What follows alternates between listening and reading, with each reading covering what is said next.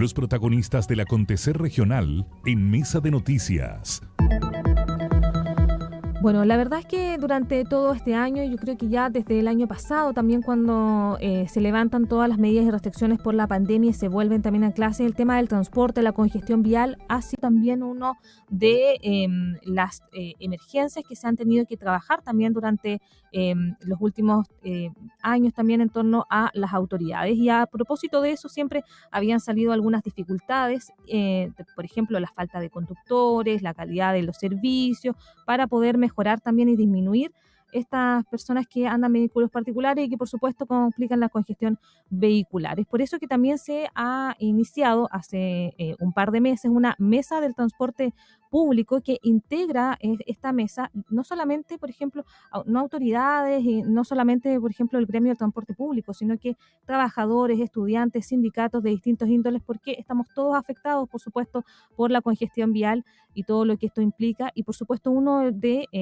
las aristas más importantes, porque siempre es lo que además expertos dicen que lo que se tiene que potenciar tiene que ver con el transporte público, que además hemos tenido contingencias en los últimos días. Así que para conversar acerca de este tema, cómo mejorar lo que se está pidiendo, pero también las últimas contingencias que hemos tenido con este accidente que ocurrió el día viernes, estamos en contacto con el vocero de los conductores del transporte público, José Coronado, que lo vemos ahí conectado en nuestro locutorio virtual y a quien le damos la bienvenida y le agradecemos que haya aceptado nuestra invitación para esta entrevista. Bienvenido. Que bueno, tengan buen día, Ángela y Leslie, y por intermedio de ustedes a los auditores de Radio El Conquistador. Y primero que todo, déjenme pedir una vez más perdón a los familiares de las víctimas y de aquellos que están todavía hospitalizados. Es muy doloroso para un dirigente de los conductores asumir esto que ocurrió. Todavía no estamos muy aterrizados en lo que pasó. También tenemos nuestras propias investigaciones, reuniendo antecedentes e imágenes de cámara de otras micros que estaban en el lugar, porque no nos queda muy claro si es que realmente la barrera estaba abajo o estaba arriba. Pero eso es un tema aparte, a lo mejor, de lo que ustedes me quieren preguntar. Sí, bueno, también está muy asociado, José, porque claro, pasa este tema, pero hay de este accidente el día viernes, este lamentable hecho, pero también tenemos una situación de contingencia vial donde además siempre los focos está puesto en mejorar el transporte público. Y también hay críticas hoy día a cómo funciona precisamente este servicio. Así que, entonces quisiera saber un poco cómo está la situación, por ejemplo, para poder mejorar, cómo está la situación de ustedes, por ejemplo, como conductores en específico, que también se llevan muchas de las críticas respecto de cómo se presta el servicio también acá en el Gran Concepción. Bueno, esa pregunta es bien difícil de responder porque nosotros venimos con problemas en el transporte público notoriamente desde el año 2009-2010, cuando se da inicio al tema del pago de subsidios al transporte público. Empiezan los vicios en el tema laboral en cuanto a remuneraciones, que los conductores se rebelan de cierta manera notoriamente con el tema principal de los estudiantes. La tarifa del estudiante, ustedes saben que está subvencionada en un 66%, y el Estado hace parte de los conductores de este subsidio a través de la ley 20.378, diciendo que tiene que compensarse la pérdida que tienen sus remuneraciones por la entrada en vigencia de este subsidio, porque el trabajador en este momento está solamente viviendo de una comisión por el boleto cortado, y es muy diferente sacar una comisión no sé, pues de 530 pesos que de 170. Entonces, se empiezan a generar estas diferencias, pero y también aparte que el empleador le lleva el sueldo base al trabajador. Está en el papel, pero no se le paga. Y además, horas extra y unas... Miren, toda la normativa laboral no existe para el conductor. Con eso mejor le redondeo todo, si no estaría toda la mañana O sea expresando. que hoy día en el fondo trabajar en el transporte público no es rentable por una persona que tiene una licencia profesional. En el fondo, si yo ando buscando trabajo y tengo esta licencia, la verdad es que no voy a ir a buscar un trabajo como en el transporte público. Claro, lo que pasa es que si entramos en el tema laboral, el conductor tiene que asumir que tiene que trabajar jornada de 12, 13, 14, 15, 16 horas diarias, dependiendo la cobertura de la línea en la cual vaya a trabajar. Si son recorridos más largos, son más horas, y si son recorridos más internos, son menos horas. José, uno podría pensar que cuando vino el cambio a este perímetro, en el fondo, cuando vino la licitación en que todos los buses fueran del mismo color, a que tuviera cierta regulación. No olvidemos que hasta hace muy poco, yo diría que 20 años es que está más o menos dispuesto este nuevo sistema del transporte público. No olvidemos que antes las micros tenían sus propios colores, que era una de las cosas más distintivas que ve la gente. Uno podría pensar que está más regulado. ¿Eso no es tan así entonces el hecho de que hoy día haya una licitación, de que los buses tengan cierto marco? ¿No da la seguridad de que hoy día tengan, en el fondo, los conductores estén más protegidos, los usuarios lo estén también? ¿Tiene fallas esta Claro, licitación o estas disposiciones? sí, nosotros hemos denunciado hasta el cansancio, no solamente los dirigentes actuales, los que estamos hoy día mostrando la cara, sino que antiguamente, cuando no habían estos medios digitales o tanto correo electrónico, antes era todo por cartas, viajes a Santiago, los dirigentes históricos nuestros siempre estuvieron denunciando esto. Pero yo quiero decir que ese cambio de color a lo mejor es solamente un cambio estético, no tiene otro sentido, porque muchas personas están de acuerdo, otros no con cambiarle los colores a las máquinas, porque creó una confusión primero, sobre todo y todavía para los adultos mayores que tienen escasa visión muchas veces de distinguir qué máquina corresponde a cada recorrido. Entonces también crea trastorno y la ciudadanía a veces no es escuchada. Pero el tema de fondo es netamente en esto que nosotros lo tenemos denunciado y tenemos, escucha, no sé, pues mira, montones de papeles, cartas, conversaciones, mesas de trabajo con la autoridad. Esto no es un tema de este gobierno, ni de este CEREMI, ni lo que está ocurriendo. Es responsabilidad de ellos, sino que es un cúmulo de cosas que han ido sucediendo en el tiempo.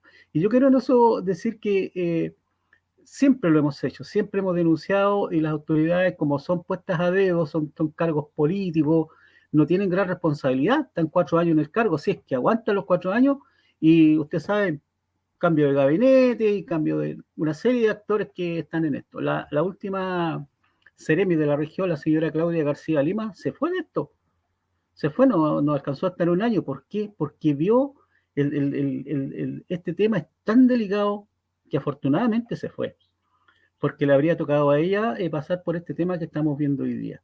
Nosotros los conductores estamos denunciando, mira, esto es importantísimo, a lo mejor alguien lo naturaliza y nosotros los conductores igual lo naturalizamos, es como la de Esperanza Prendida, trabajar 15 horas, 16 horas diarias ya es criminal.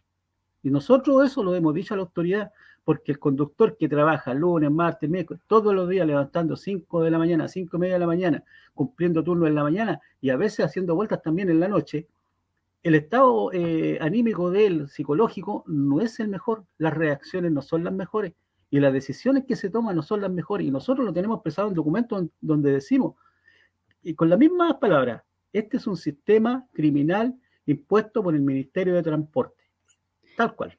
Y ahí, José, ¿qué es lo que falla? ¿Las disposiciones, como dice usted, de la autoridad, de la normativa que tienen que cumplir, o es en el fondo el empresariado? Porque, o sea, no tengo la información tan completa, pero uno entiende que hoy día las líneas que recorren no es que sean de una sola empresa, a veces son 2 micros de un empresario, tienen participación. En esto mismo que ocurrió el día viernes, salió a la luz que, por ejemplo, el alcalde de San Pedro de la Paz había tenido o tiene una participación, un porcentaje. ¿Cómo funciona ahí el mercado de los dueños de las micros?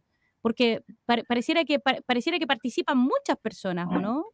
Es que, es que el monstruo es demasiado grande y como dice la canción, pisa fuerte. Mira, si tú estuvieras dentro de este tema te darías cuenta que el tema político, el tema administrativo del país muchas veces funciona en el resguardo de los intereses de los grupos económicos, por sobre el beneficio de la población. Nosotros lo vemos en la ISAPRE, en la AFP, el transporte público, el tema de los camioneros también es complejo, el área forestal. Mira, ¿te acuerdas de la ley de pesca? Es lo mismo pasa acá, un traje hecho a la medida de los empresarios. Pero cuando nosotros hablamos de empresarios, el Ceremi en este caso dijo que eran abuelitas que compraban una micro y con sus fondos, a lo mejor de haberse jubilado, compraron una micro a las pobres abuelitas.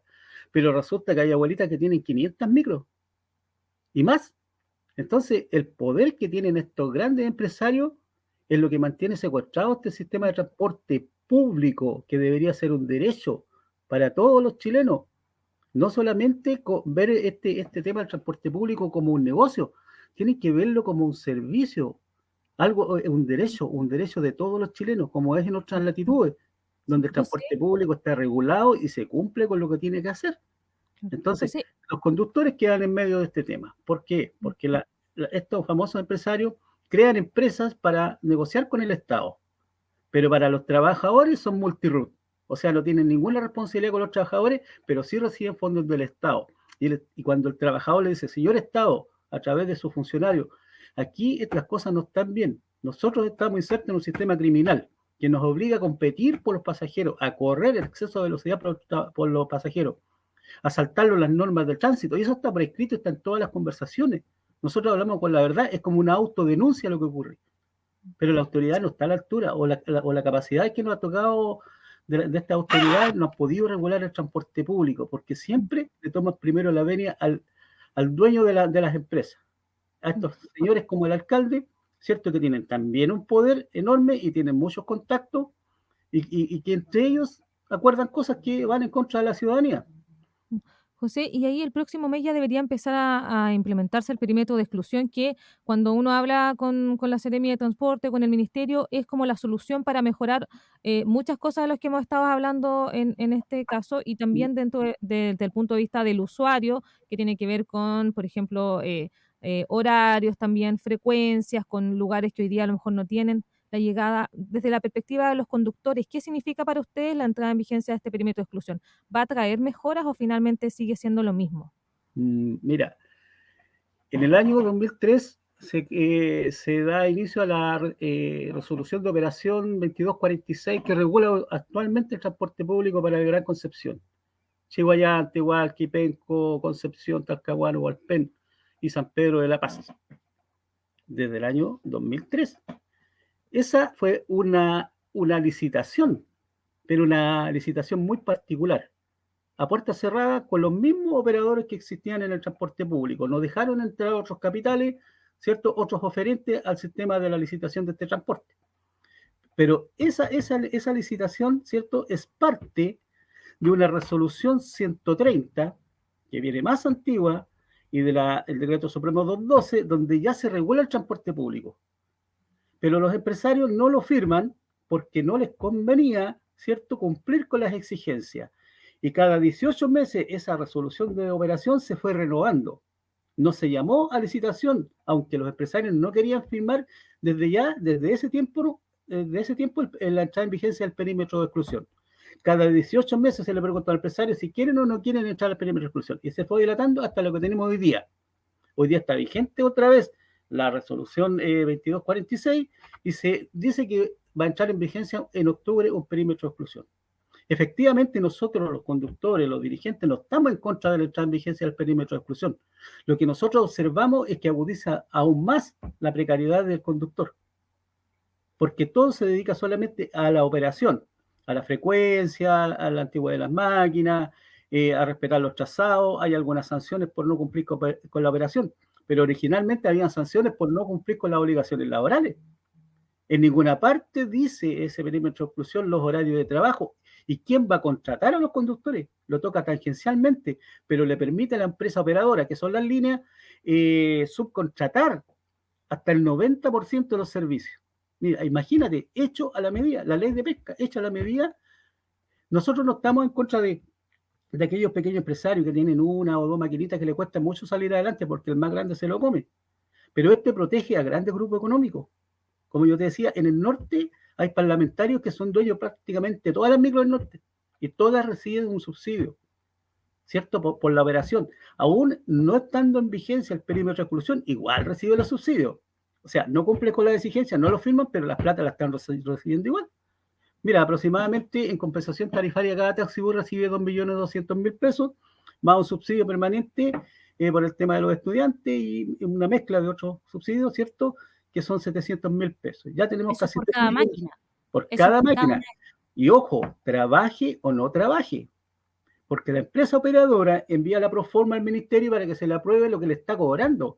Pero ¿quién fiscaliza que esas platas se estén llegando a lo que tienen que llegar? Este subsidio es creado, ¿cierto?, para rebajar la tarifa estudiante, la compensa, pero también para que el usuario tenga un transporte seguro de calidad y que pasen los horarios que se necesitan para que la población, la actividad comercial y todo lo que significa una ciudad se desarrolle. Antiguamente no había tanta regulación y las cosas funcionaban mejor. Antiguamente no existían estos subsidios y funcionaba mejor que hoy. José, entonces, si usted dice, bueno, que hay empresarios que tienen una cantidad de máquinas, que están recibiendo el dinero, ¿por qué pasa que, por ejemplo, en determinado momento, claro, se habló que era por producto de la pandemia, que hay menos frecuencia, que efectivamente hay horarios en que donde ya no hay micro? ¿Eso es responsabilidad del empresario también? Pero por supuesto, de ¿Que no todas saca maneras, sus sí. micro y que está Mira, recibiendo igual el dinero de las subvenciones? de todas maneras, que O eso sea, si hoy nosotros lo día no tenemos, tenemos, si hoy día no tenemos un horario a las 20, si no encontramos una micro a las 21, a las 22, es responsabilidad del empresario. por supuesto, porque esa empresa licita, ¿cierto? Y se compromete a cumplir con ciertas condiciones y no las cumple. Mira, tú tocaste un tema súper importante que es el tema de la pandemia. La pandemia trajo muchos cambios, bueno, estructurales en el tema del transporte público.